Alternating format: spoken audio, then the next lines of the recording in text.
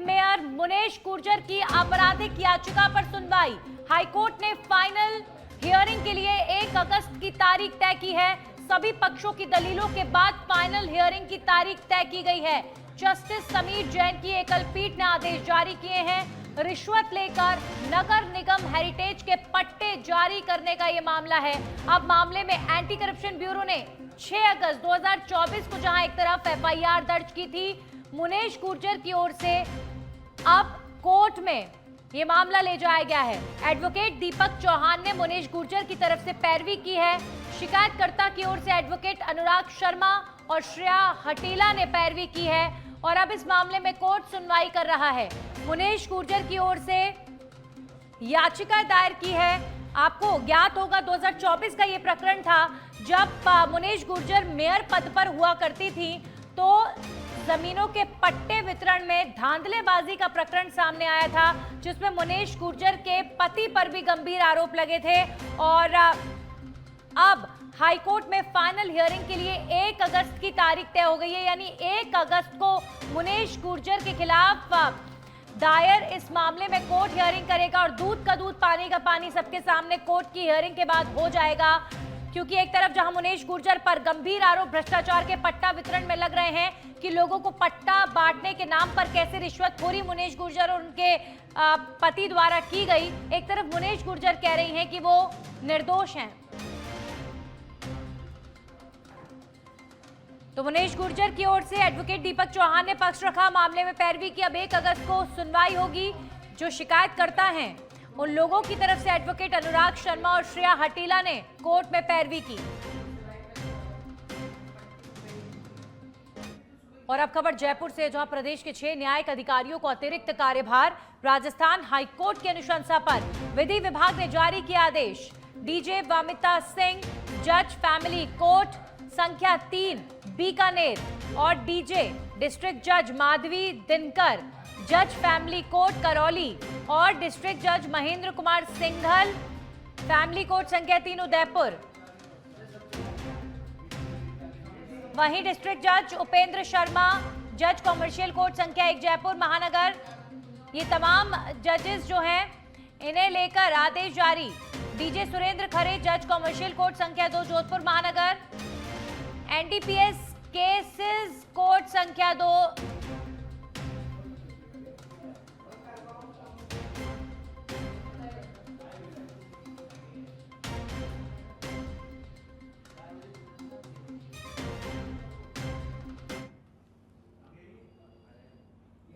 तो प्रदेश के 6 न्यायिक अधिकारियों को अतिरिक्त कार्यभार सौंपा गया है। राजस्थान हाईकोर्ट की अनुशंसा पर विधि विभाग ने आदेश जारी किए हैं और ये अतिरिक्त प्रभार जिन लोगों को सौंपा गया है उनके नाम आपको बता दें। डीजे वामिता सिंह, ये जज है फैमिली कोर्ट संख्या 3 बीकानेर में। डीजे यानी डिस्ट्रिक्ट जज माधवी दिनकर जो जज है फैमिली कोर्ट करौली में, इन्हें अतिरिक्त जिम्मेदारियां दी गई हैं। डिस्ट्रिक्ट जज महेंद्र कुमार सिंघल को अतिरिक्त जिम्मेदारियां दी गई हैं। और जयपुर से बड़ी खबर आ रही है जिसमें डीओपी ने तबादला सूची जारी की है। 2 आईएएस और 2 आरएएस के तबादले हुए हैं। आईएएस राहुल श्रीवास्तव को नोहर एसडीएम लगाया गया है। आईएएस सोनू कुमारी को एसडीएम बांसवाड़ा लगाया गया है। आरएएस हरविंद्र ढिल्लन सिंह को उपायुक्त कोटा नगर निगम उत्तर में शिफ्ट किया गया है, यानी तबादला किया गया है। आरएएस निधि उर्सरिया को सहायक कलेक्टर भादरा हनुमानगढ़ में पोस्टिंग दी गई है।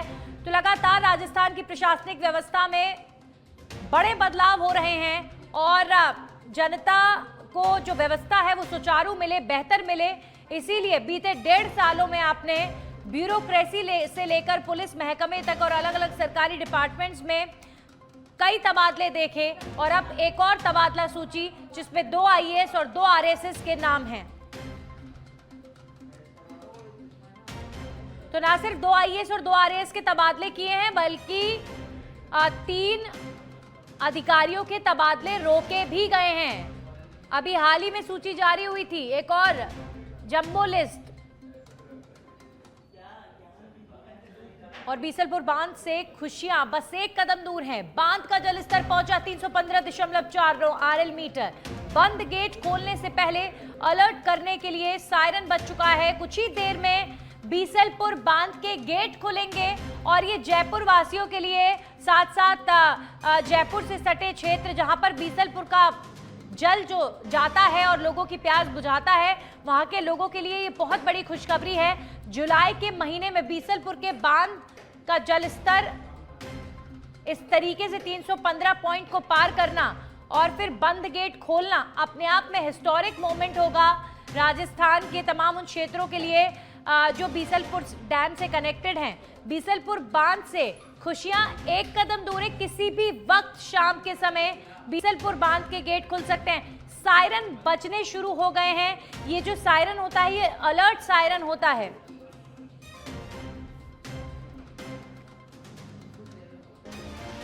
हमारे सहयोगी कजोड़मल जुड़ चुके हैं इस खबर पर, सीधा उनका रुख करेंगे।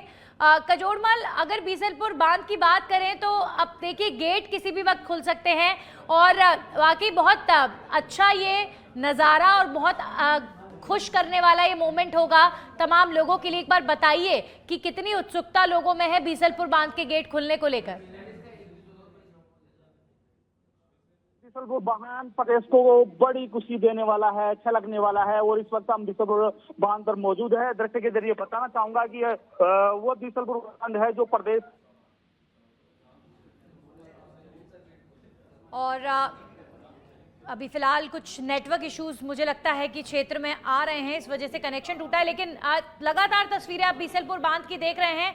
बीसलपुर बांध टोंक से लेकर पूर्वी राजस्थान के और भी कई क्षेत्रों में लोगों की प्यास बुझाने जा रहा है। बीसलपुर बांध ये टोंक जिले का टोंक, अजमेर, जयपुर की लाइफलाइन इस बांध को है। इससे पहले यहाँ पर जो मंत्री थे उनका आने का दौरा था, लेकिन वो फिलहाल चला है। लेकिन कलेक्टर और देवली उनिया जो विधायक है राजेंद्र गुर्जर वो यहाँ पहुंच चुके हैं और थोड़ी देर बाद में बांध के गेट खोले जाएंगे।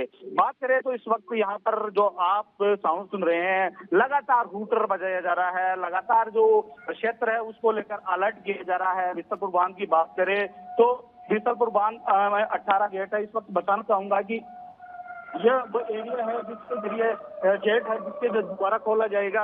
और इसको लेकर के बात करें तो पूरे प्रदेश में 1 करोड़ से अधिक आबादी को कंसिडर करता है। प्रदेश की बात करें साथ ही बीसलपुर बांध है जिसको लेकर पहली बार जो जुलाई का महीना है उसके अंदर इसने बात करें तो पहली बार एक नया रिकॉर्ड बनाया है। नया रिकॉर्ड बनाने के साथ आज नया रिकॉर्ड बनेगा। बात करें बीसलपुर बांध आज छलकने वाला है और इसको लेकर के जो तैयारियां है वो पूर्ण कर ली गई है और लगातार जो अधिकारी है उस बाद यहाँ बांध जाएंगे। बात करें व्यवस्थाओं को लेकर तो पूरा प्रशासन अलर्ट है। कलेक्टर को जी बीसलपुर बांध प्रदेश की बात करें तो पूरे प्रदेश के कंट्रोल करता है। उसके साथ साथ ही जो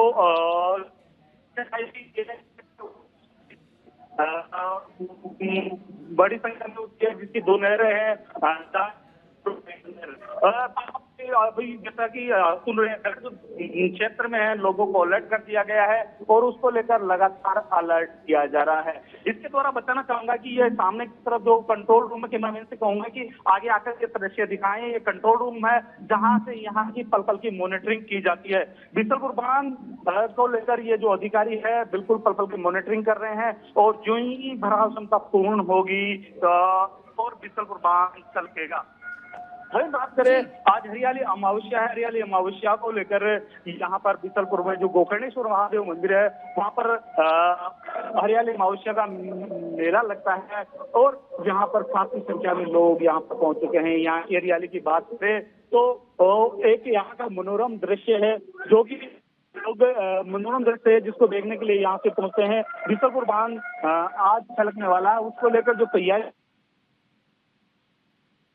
बिल्कुल। और बड़ी संख्या में सबसे बड़ी बात यह है कि देखिए बीसलपुर से डायरेक्ट तस्वीरें दर्शक इस वक्त देख रहे हैं और बड़ी संख्या में जो पर्यटक हैं वो भी आज पहुंचे हैं। और इसी के साथ ही आप कितनी देर और मानकर चलें क्या वो तस्वीरें कैद कर पाएंगे आप जैसे ही गेट, मुझे लगता है कि बस कुछ ही क्षण बाकी है गेट खुलने में और कितना इंतजार लोग यहाँ पर कर रहे हैं, स्पेशली के देखने के लिए पहुंचे हैं लोग जब गेट खुलेंगे उस नज़ारे को।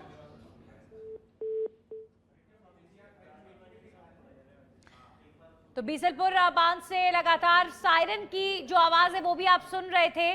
सायरन बजाकर और लोगों को यहाँ पर अलर्ट करके सारी व्यवस्थाओं को मैनेज करने के बाद बीसलपुर के गेट जो है वो खोले जाएंगे।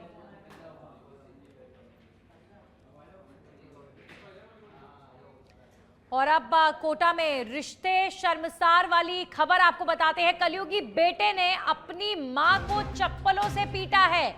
कोटा में ये कलयुगी बेटा सामने आया है, जहां पर अपनी मां को ये कलयुगी बेटा चप्पलों से पीट रहा है। शहर के अनंतपुरा थाना क्षेत्र का ये मामला है। 65 साल की मां को बेटे ने बेरहमी से पीटा है। मां चीखती रही लेकिन बेटे को उस पर रहम नहीं आया, तरस नहीं आया। पीड़ित मां संतोष बाई ने अनंतपुरा थाने में रिपोर्ट दर्ज करवाई है। 65 साल की मां को किस तरीके से ये बेटा चप्पलों से पीट रहा है, इससे ज्यादा घिनौनी हरकत, शर्मनाक हरकत हो नहीं सकती। जो मां पैदा करती है, जो मां पालती है, अपने बेटे को बड़ा करती है, अगर कोई बेटा उसके बाद अगर इस उम्र में आके अपनी मां का साथ निभाने की बजाय उसको पीटता है तो इस बेटे को बुरी से बुरी सजा मिलनी चाहिए, क्योंकि ये दिल दहला देने वाली घटना है और किसी भी मां के साथ ये उसका बेटा ना करे ऐसी हम उम्मीद कर सकते हैं, ऐसी प्रार्थना कर सकते हैं, क्योंकि ये तस्वीरें दिल को मचोड़ देने वाली हैं, दिल को दुखी कर देने वाली तस्वीरें हैं। कोटा का ये कलयुगी बेटा अपनी 65 साल की मां को बुरी तरीके से पीट रहा है, चप्पलों से पीट रहा है। एक 65 साल की वृद्ध महिला को उसके सगे बेटे द्वारा इस तरीके से पीटे जाने के मामले में आप सोचिए ये मां कैसा महसूस कर रही होगी।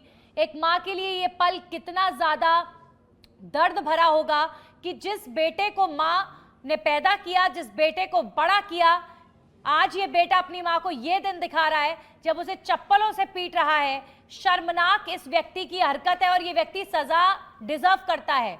इस व्यक्ति के खिलाफ कड़ी से कड़ी सजा इसे मिलनी चाहिए, इसे होनी चाहिए। इस मां ने अनंतपुरा थाने में बेटे के खिलाफ रिपोर्ट दर्ज करवाई है और कोटा की इस शर्मनाक बेटे की हरकत के बाद सबसे बड़े सवाल अब रिश्तों को तार तार कर देने वाली जो तस्वीरें हैं उन्हें लेकर खड़े हो रहे हैं कि हमारे साथ एसएचओ भूपेंद्र सिंह जुड़ चुके हैं। एसएचओ साहब, ये जो तस्वीरें हम वीडियो में देख रहे हैं सर, आपने भी देखी होंगी और दुख आपको भी हुआ होगा इन तस्वीरों को देखकर। ये कैसा बेटा, ये कैसी औलाद इस माँ की है कि अपनी माँ को चप्पलों से पीट रहा है। सर, इसको सजा मिलनी चाहिए। नमस्कार जी, हमने अभी वीडियो देखा, हम देखते ही हमारा मन विचलित हुआ था, तो हमने इस पे तुरंत कार्रवाई की थी। हमने तुरंत ही उसके लड़के को लाके मुकदमा दर्ज कर अरेस्ट भी कर लिया। हम साथ जनता भी मैसेज देना चाहते हैं कि जहाँ भी ऐसी कोई घटना तो उनको हमें घर में दबाए नहीं, उनको पब्लिक के सामने लाए, पुलिस के सामने लाए, जिससे कानून उनको सजा दे सके। भूपेंद्र जी, क्या इस व्यक्ति के खिलाफ कार्रवाई के तौर पर आपने एफआईआर दर्ज की है? क्या ये अभी जेल में है? अब आगे कैसे पुलिस क्योंकि सर ऐसे बेटों को अगर पुलिस सजा देगी तो शायद कल को अगर कोई बेटा अपने माता पिता को पीटने के लिए सोचे तो उसकी रूह कांपनी चाहिए। आप माता पिता का साथ नहीं दे सकते, मत दीजिए, लेकिन मारने का हक तो किसी ने नहीं दिया और पुलिस ही सर कुछ कर सकती है। क्या कार्रवाई करेंगे आप इसके खिलाफ? बताया हमने इस पे मुकदमा दर्ज कर लिया। गंभीर धाराओं में घर का दरवाजा तोड़ के घर के अंदर प्रवेश करके अपने माता पिता से मारपीट करने का हमने उसके आधार पर हमने गंभीर धारा मुकदमा दर्ज किया। उसको उसी दिन जेसी करवा दिया, कम से कम 2-3 दिन अंदर जेसी रहा था और बीच में बाद में न्यायपालिका के बाद में इसको जमानत मिली थी। तो हमें ये आगे भी मैसेज देना चाहते हैं, इसे गंभीर कोई घटना होगी। आपने इस कलयुगी बेटे को पकड़ लिया है, ये पुलिस हिरासत में है और अब कोर्ट में इसकी पेशी होगी। जी जी बिल्कुल जी। भूपेंद्र जी, क्या पूछताछ इससे हुई है? इसकी तरफ से क्या कहा गया है? क्या आपने इससे बातचीत की? कोई मानसिक रूप से थोड़ा विकसित था कि शराब के नशे का आदी हो रखा था, कमाता कुछ नहीं था, इसलिए माँ बाप को परेशान करता था, वहीं से पैसे मांगता था, वो पैसे नहीं देने पर सारी कार्रवाई हुई थी। चलिए, शुक्रिया भूपेंद्र सिंह, एसएचओ अनंतपुरा से हमारे साथ जुड़े। पुलिस ने एफआईआर दर्ज कर ली है, पुलिस ने इस कलयुगी बेटे को गिरफ्तार भी कर लिया है।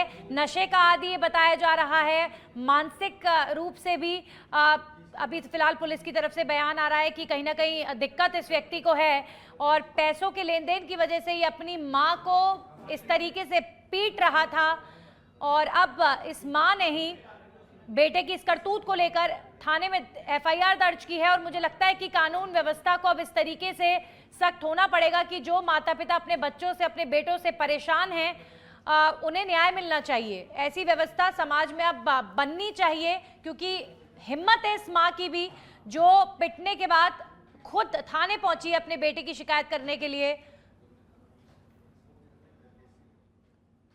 हमारे साथ महिला आयोग की अध्यक्ष रिहाना रियाज, पूर्व महिला आयोग की अध्यक्ष रिहाना रियाज जुड़ चुकी हैं। सीधा उनका रुख करेंगे। रिहाना जी, शुक्रिया जुड़ने के लिए। लेकिन ये जो तस्वीरें हैं, विचलित करने वाली तस्वीरें हैं, जहां पर एक बेटा चप्पलों से अपनी मां को पीट रहा था, क्या कहेंगी मैम समाज के इस तस्वीर को लेकर आप? दर्दनाक। सबसे बड़ी, जैसे आपने कहा है, ये बात बहुत दर्दनाक है, क्योंकि समाज में इतना गिरावट है और लोग तस्वीर बनाया भी है, किसी ने खड़े खड़े देखा भी होगा, कोई बचाने की भी कोशिश नहीं किया होगा। आज ये बहुत बड़ी एक त्रासदी है कि लोग देखते रहते हैं, किसी को बचाने के लिए नहीं जाता है। ये ऐसे कहाँ हमारा समाज जा रहे हैं कि एक माँ को बुरी तरह से प्रताड़ित कर रहे, बेटा पीट रहे हैं, चप्पलों से पीट रहे हैं, और उस बेटे को भी सबक मिलना चाहिए और कानूनी रूप से उसके ऊपर भी कार्रवाई होना चाहिए, और कार्रवाई भी ऐसा हो कि कई और बेटों को भी सबक मिल जाए, क्योंकि ये एक अकेला मुद्दा नहीं है। ये बार बार समाज के सामने आता है, मीडिया के थ्रू आता है, कि सोशल मीडिया के थ्रू आता है, कि इस तरह जगह जगह हो रहे हैं। कई जगह वो छुपते रह जाते हैं, कई जगह वो खुल के सामने आ जाते हैं। ये कैसे समाज का निर्माण हो रहा है?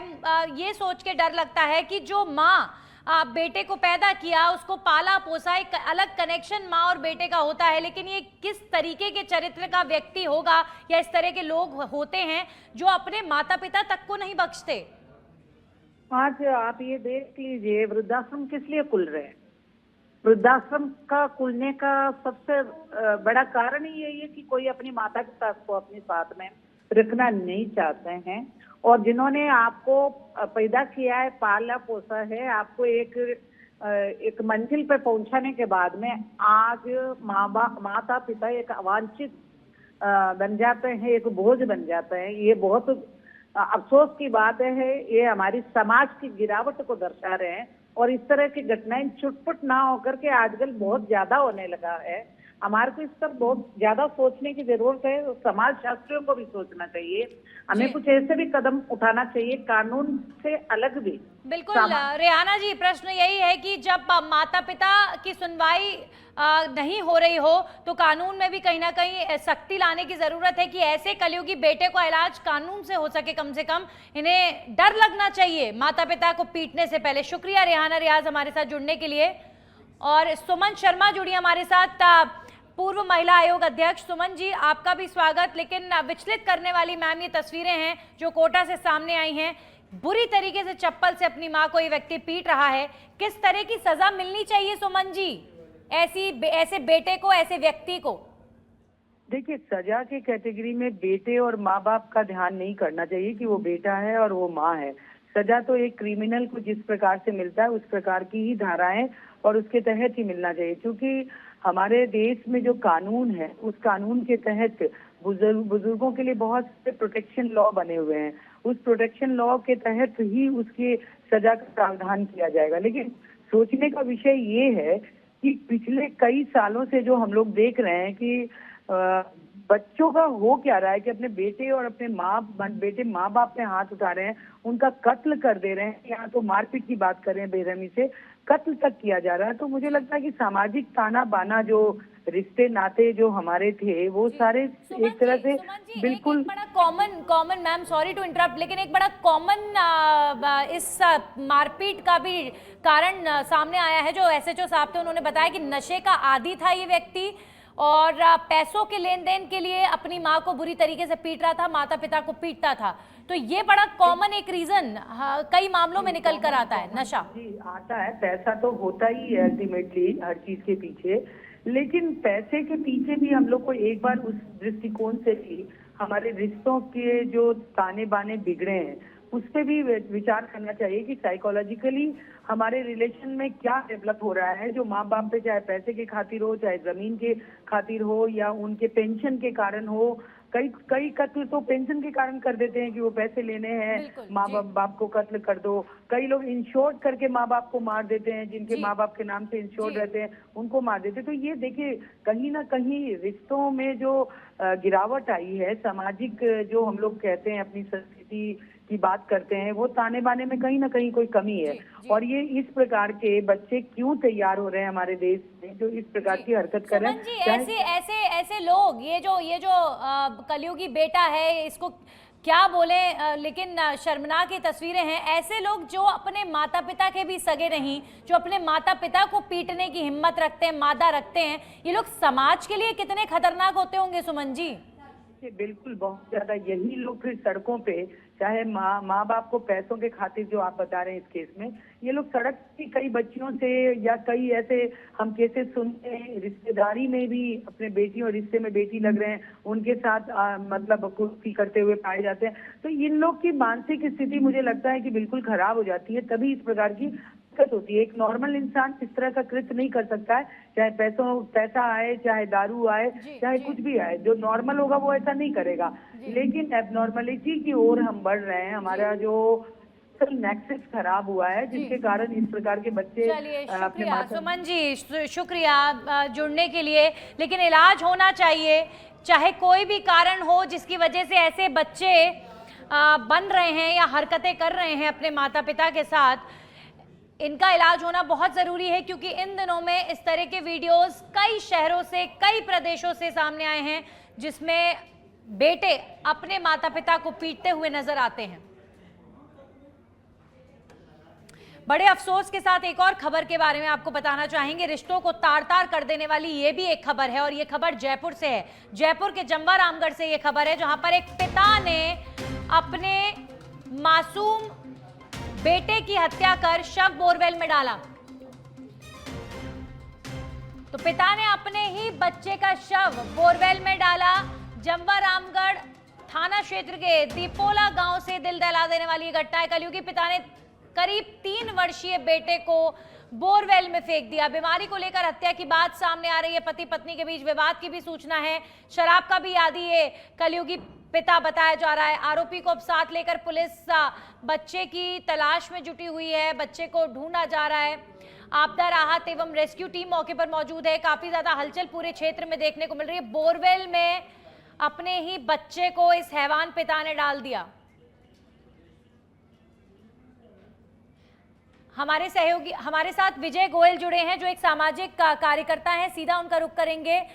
विजय जी, अभी थोड़ी देर पहले एक खबर चली सच बेधड़क पर, जिसमें एक बेटा अपनी मां को चप्पलों से पीट रहा था, कोटा की खबर। और अब एक और दिल को मचोड़ देने वाली, दुख देने वाली खबर, जहां पिता ने 3 साल के बेटे की हत्या कर उसे बोरवेल में फेंक दिया। सर, क्या हो गया है रिश्तों को? नहीं, देखिए, रिश्तों की बात है ही नहीं, है ना। रिश्ते तो सेकेंडरी हो गए हैं आज की स्थिति में। देखिए, हर व्यक्ति एक तनाव में जी रहा है, और वो तनाव, बढ़ती महंगाई, बढ़ता इस तरह का ये अत्याचार और ये सारे लोग जो चीजें, ये पूरा आपके सोर्स ऑफ इनकम घटता जा रहा है जी। आपके पास आपका रोजगार के अवसर घटते जा रहे हैं। आपके पास इलाज के लिए जो पैसा आना है, वो इलाज के नाम पर पैसा खर्च किया जा रहा है। ये जो घटना जमवा रामगढ़ वाली जो घटना है जी, उसमें मालूम पड़ा कि वो बच्चा मेंटली रूप से थोड़ा सा कमजोर है, और वो पिता उसके इलाज कराने के लिए इलाज करा के परेशान हो रहा है। जी। दिक्कत ये हुई, क्या वो कोटा वाला ले लीजिए आप, कोटा वाले भी आपने उदाहरण दिया। विजय जी, जीवन की परेशानियां तो देखिए आज की तारीख में, विजय जी, अगर हम किसी के भी घर परिवार में जाएंगे, बड़ी से बड़ी परेशानियां लोगों के जीवन में हैं। लेकिन आप ये कह रहे हैं कि इन परेशानियों की वजह से व्यक्ति क्या मेंटली बीमार हो जाता है, जिसके बाद वो इस तरह की हरकतें करने को मजबूर हो जाता है। 3 साल के मासूम की हत्या करना, वो भी अपने ही बेटे की, चाहे बेटा किसी भी परिस्थिति में हो, लेकिन उसकी हत्या कर देना, ये व्यक्ति कितना खतरनाक होगा। चाहे जो मर्जी इसके जीवन की कठिनाइयां हो सर, इसको हम किसी भी तरीके से कह नहीं सकते कि मतलब जस्टिफाई नहीं कर सकते कि उसकी मेंटल, ऐसे लोगों को सर जेल में सड़ना चाहिए। नहीं, मेरी बात सुनिए, आप भी इस तरह की घटनाएं को अंजाम दे सकते हैं। जब आप घर से काम करके जाएं, बाजार में 6 घंटे काम करें, मजदूरी करके जाएं, और घर पे जाकर के आपको देखते हैं कि आपको जो चीज अपेक्षा करती वो नहीं मिल रही, तो आप भी अपना पेशेंस खो देंगे। स्थिति आज की तारीख में मनुष्य की पेशेंस वाली जो बात है ना, वो पेशेंस खत्म हो चुका है। और पेशेंस खत्म होने के पीछे उससे रोजगार के अवसर, उनकी महंगाई, ये जो सारी चीजें हैं, जब वो एक दिन हाथ तोड़ मेहनत करने के बाद उसके 500 रुपए मिल रहे हैं और 500 रुपए को लेकर के जो खर्च करने जाता है तो मालूम पड़ता है कि साहब उसके 600 रुपया खर्च सामान आ गया, 100 रुपए की उधारी हो गई। जी, ये जो आज के टाइम पर जीवन की परिस्थिति है, जीवन की कठिनाइयों की वजह से लोगों का पेशेंस लेवल खत्म हो जाता है और इस तरह की वारदातें हो जाती हैं। लेकिन कहीं ना कहीं कोने में ये जो लोग क्राइम करते हैं, इनके पीछे क्रिमिनल, इनके अपब्रिंगिंग की वजह से भी कहीं ना कहीं वो छिपा होता है, जो जीवन की परिस्थितियों में फिर, क्योंकि हर व्यक्ति तो ऐसी जीवन में सर हर किसी की तकलीफें हैं, हर कोई इस तरह की हरकत नहीं करता, चुनिंदा लोग करते हैं, तो कहीं ना कहीं इनके अंदर एक क्रिमिनल छुपा हुआ है। इसीलिए एक व्यक्ति अपने 3 साल के बेटे की हत्या करके बोरवेल में उसे डाल सकता है, ये इतनी हिम्मत कर सकता है। विजय जी, इलाज क्या है, समाधान क्या है इस तरह की परिस्थितियों का? बिल्कुल, हमारे पास समाधान भी था, सब कुछ था। समाधान ये था कि हमारा जो जॉइंट फैमिली सिस्टम था, संयुक्त परिवार का जो सिस्टम था, हमारे समाज का जो सिस्टम था, हमारे आसपास का जो परिवार का जो सिस्टम था, उस सिस्टम को हमने खत्म कर दिया जी। वो सिस्टम को दोबारा जिंदा करना पड़ेगा कि जहाँ हम तनाव में थे तो हमारे तनाव को दूर करने के लिए हमारे आसपास के लोग हमारे साथ बैठते थे। हमारे परिवार में 4-5 जन होते थे जो आपस में सारी चीजों के ऊपर चर्चा करके एक दूसरे की सहायता करते थे। आज हम न्यूक्लियर फैमिली में डाइवर्ट हो गए हैं, एक माता और बच्चे के साथ हम अलग अलग रहने लग गए हैं और माँ भी काम कर रही है, बच्चा भी मजदूरी काम करने जा रहा है, बाप भी काम करने जा रहा है और ऐसे में सारे तनाव बढ़ेंगे। जी, तो हमें वापस से सामाजिक विकास के ऊपर बात करनी पड़ेगी। मतलब जो पुराने ताने बाने थे, जो पुराने भारतीय परंपरा सिस्टम्स थे, वो आप कहते हैं कि बहुत सही थे और उनसे हमें नहीं हटना चाहिए था, जिसकी वजह से समाज में इस तरह की घटनाएं बढ़ रही हैं। शुक्रिया विजय गोयल जी हमारे साथ जुड़ने के लिए। तो 3 साल का मासूम बच्चा, जैसा कि विजय जी बता रहे थे कि बच्चा थोड़ा मेंटली कमजोर था, जिसकी वजह से ये पिता इलाज करा रहा था, लेकिन इलाज से परेशान होकर इसने अपने बेटे की हत्या कर दी। हमारे साथ अनीता गौतम मनोचिकित्सक जुड़ चुकी हैं। अनीता जी, कोटा की एक तस्वीर है जहां पर बेटा चप्पलों से अपनी मां को पीट रहा है बुरी तरीके से, और जंबा रामगढ़ की तस्वीर है जहां पर पिता ने अपने 3 साल के मासूम छोटे से बच्चे की हत्या करी और बोरवेल में उसको फेंक दिया। मैम, ये लोग किस तरह के लोग हैं? ये इस तरह के लोगों के लिए आप क्या कहेंगी? देखिए, बिल्कुल ये दोनों ही घटनाएं बहुत ही दुखद है। जिसमें पहली घटना आप बता रहे हैं कि बेटे ने ही अपनी माँ को चप्पलों से मारा है। देखिए, जहां हम अपने माँ बाप को अपने ईश्वर का दर्जा देते हैं, वहां पर ऐसी घटना का देखना सुनना एक बहुत ही दिल दहलाने वाली बात है। अब ये बात हो जाती है कि लोगों को अंदर अभी इतना ज्यादा एग्रेशन या अपना स्वयं का इतना ज्यादा बढ़ गया है कि मुझे प्रॉपर्टी मिले, मुझे पैसा मिले, इसके आगे उन्होंने और कुछ नहीं सोचा। उन्होंने जिस माँ ने उसको जन्म दिया है उसको वो दुख पहुंचा रहा है कि माँ उसके नाम प्रॉपर्टी कर दे या पैसा कर दे। तो ये जो है बिल्कुल संकीर्ण मानसिकता है। हमारे समाज बहुत ही गलत दिशा में जा रहा है, जहाँ पे इस तरीके की घटनाएं हैं कि लोग अपने प्रियजन स्वजन, कि भाई ये एक कोर फैमिली होती है कि जिसके अंदर माँ बाप बच्चे वगैरह जिसके ऊपर हम डिपेंड रहते हैं। कहा जाता था पहले कि भारत एक ऐसा देश है जिसका support system, family support system सबसे ज्यादा स्ट्रांग है। यहाँ फैमिली वैल्यूज बहुत ज्यादा है। वहाँ हमें ऐसी घटनाएं देखने को मिलती है कि एक पिता ने ही अपने बच्चे का मर्डर कर दिया, जो कि विदाउट किसी कॉज की उसकी माँ नाराज होकर चली गई है। तो आज धीरे धीरे मानसिकता बदलती जा रही है, कहीं न कहीं संकीर्ण होती जा रही है। हम पहले समाज का सोचते थे, धीरे धीरे उससे परिवार पर आ गए और परिवार हमसे भी कहीं न कहीं अब स्वयं मैं पर आ गई है कि मेरे को खुशी मिले। और अपने आप को कुछ लोग शायद भगवान समझने की गलती कर बैठते हैं। ये सोचते हैं कि हम इतना कुछ भी कर देंगे तो हमारे साथ कुछ नहीं होगा। लेकिन ये जो तस्वीरें हैं, सजा मिलनी चाहिए कठोर से कठोर ऐसे लोगों को, कि कम से कम इस तरह की मानसिकता के अगर और भी लोग समाज में बैठे हैं तो वो डरें। शुक्रिया अनीता गौतम जी जुड़ने के लिए।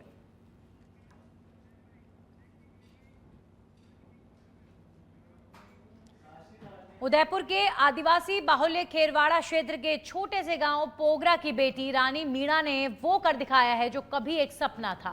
दरअसल Mrs India impress of the nation 2025 का खिताब जीतकर रानी ने न सिर्फ अपने गांव बल्कि पूरे राजस्थान का नाम रोशन कर दिया है।